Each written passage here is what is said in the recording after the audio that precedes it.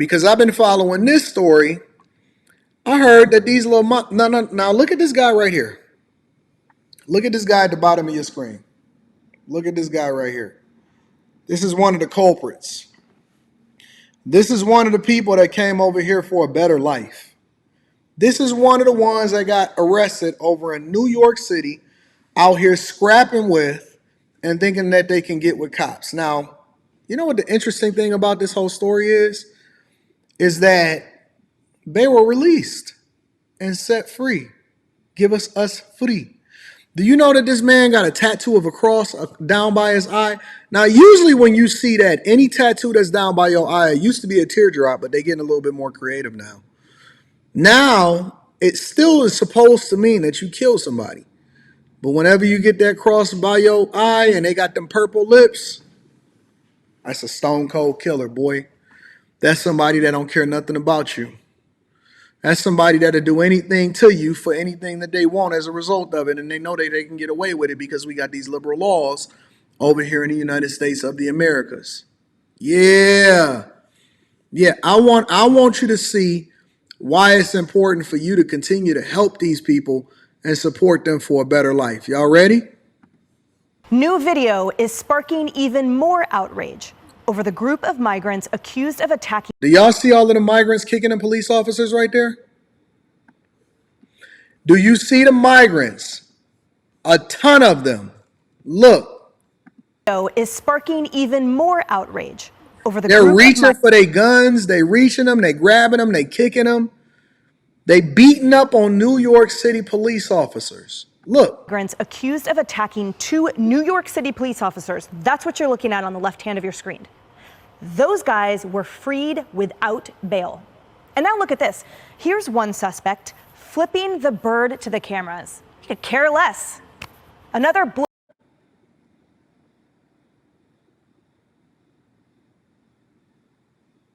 blows kisses as he smiles and laughs. The other suspect next to him also putting up the middle fingers and cursing at those reporters. Remorseless, brazen, smug.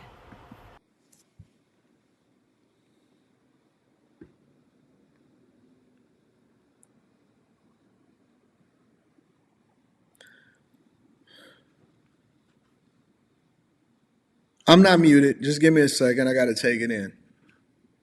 Because I'm reacting to it and I'm looking at it for the first time similar to you guys. I'm taking it in.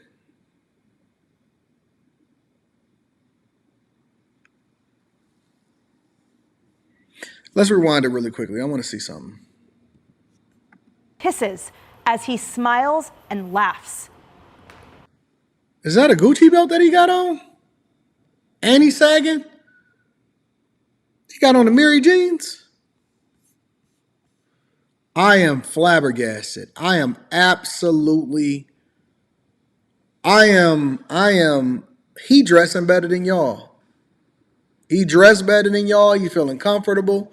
He don't even speak your language, but he know your mannerisms.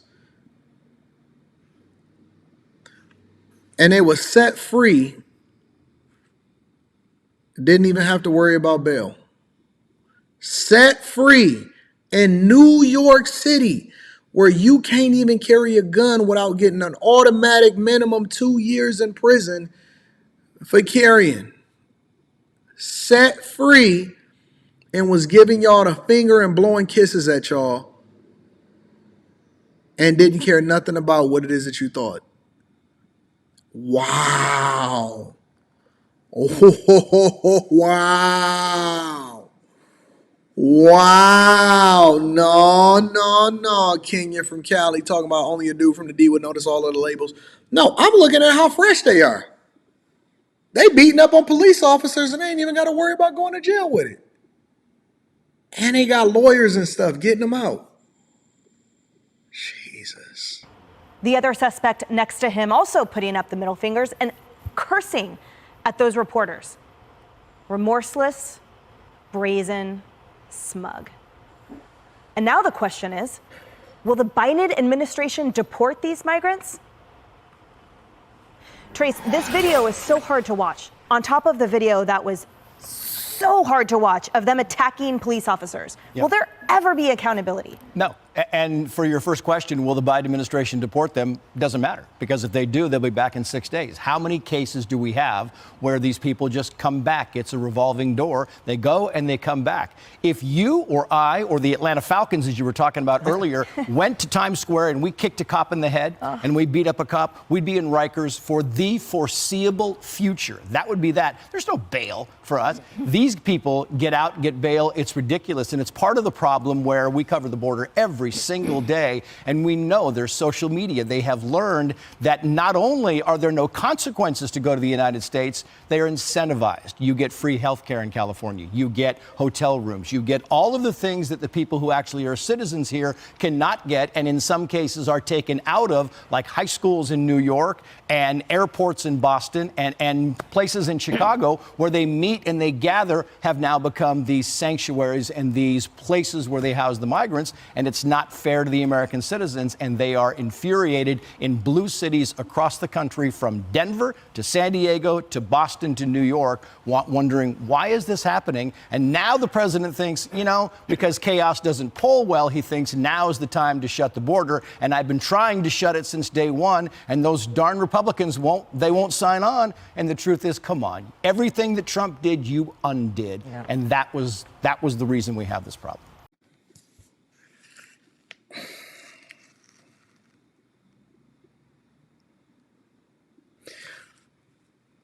Can y'all with good conscience actually tell me that y'all support what our current president is doing and how everything is, like, it's not even just opening up the borders. It's everything. It's the laws. It's the supporting of it.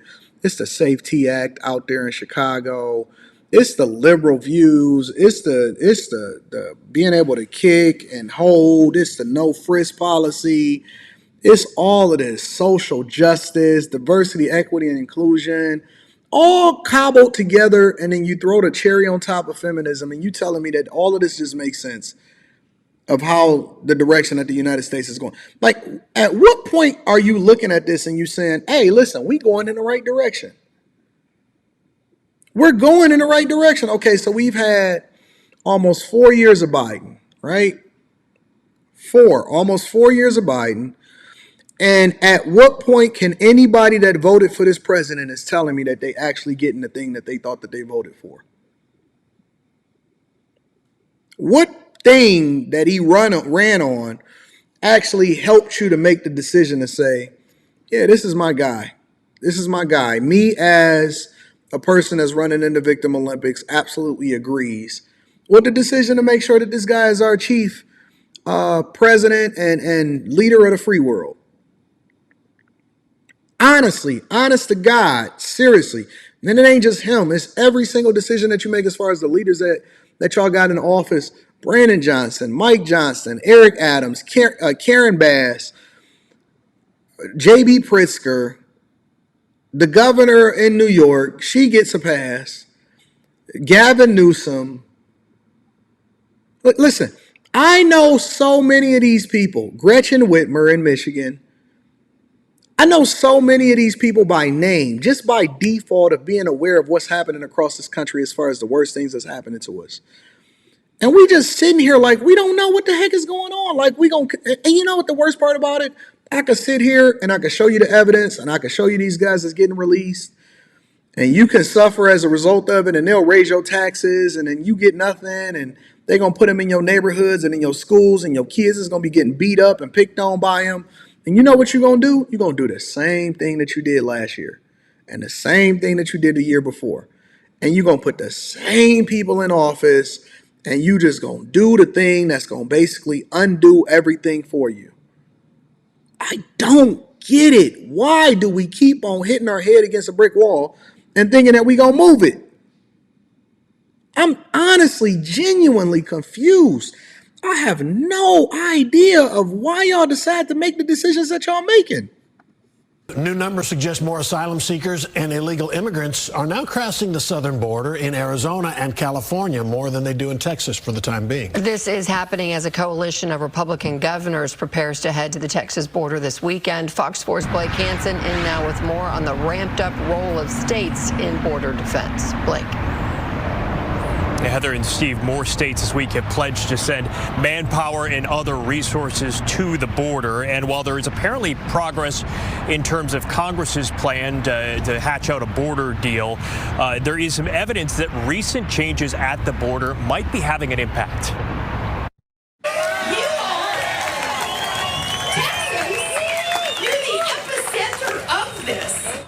Not Sarah Palin. Oh, God. Not Sarah Palin. Drill, baby, drill.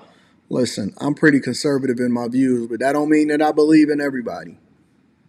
I ain't even know this chick was still out here. In Dripping Springs, west of Austin, the collective of people known as the Take Our Border Back convoy rallied Thursday.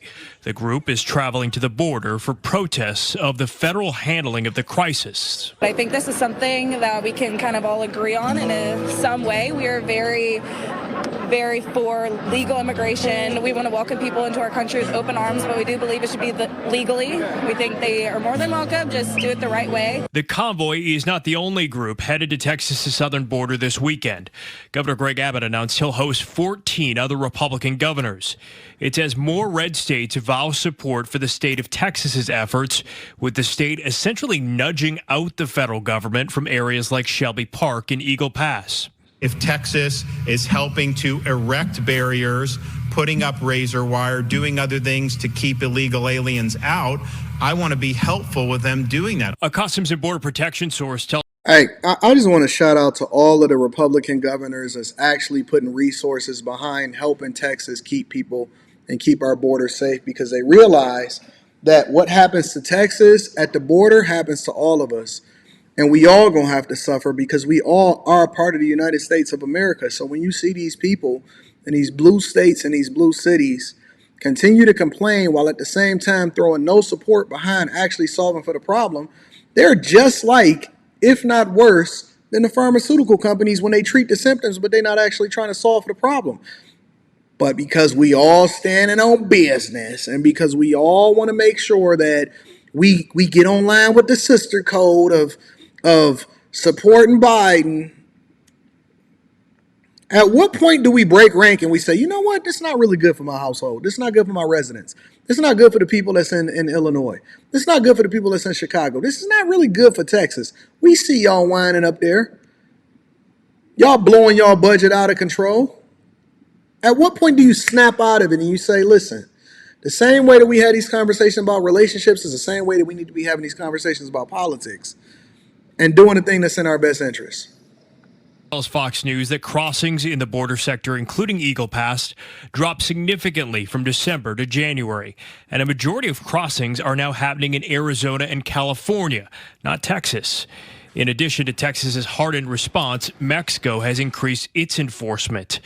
Crossings do typically slow in colder months. Meanwhile, the problems caused by the border crisis continue to play out. Immigration and Customs enforcement officials announced an operation that rounded up non-U.S. citizens in 25 major cities who had been accused of serious crimes.